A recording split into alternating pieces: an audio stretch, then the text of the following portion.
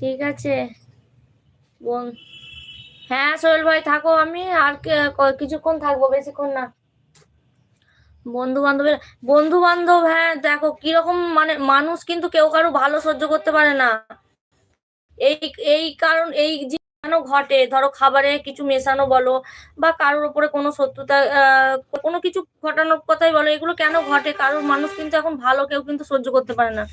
তো তো সেটা যাই হোক, আমার আমার মনে হয় যেটা, হয়তো কিছু কেমন মানুষ আছে, মানে যারা আমার আমার সাথে বলো বা তোমার সাথেই বলো না কেন, খারাপ থেকে মানে মানে চরম খারাপ ব্যবহার করে, সেই ক্ষেত্রে মনে হয় যে মানুষটাকে, সে যদি মানে মারা যায় বা সে যদি চলে যায় সেটা ভালো হয়, কিন্তু নিজে থেকে জ্ঞানত এই কাজগুলো করা, যে যত সত্য দুশ্মনী হোক, কাউকে করাটা ঠিক না আমার মনে হয়। তারপরে কে কি বোঝে, তো যাই হোক, সবার থেকে একটু সাবধানে থেকো, যখন বুঝেইছো বা জেনেই গেছো যে এরকম ধরনের করতে পারে বা করছে, কারা করছে কে করছে সেটাও বুঝ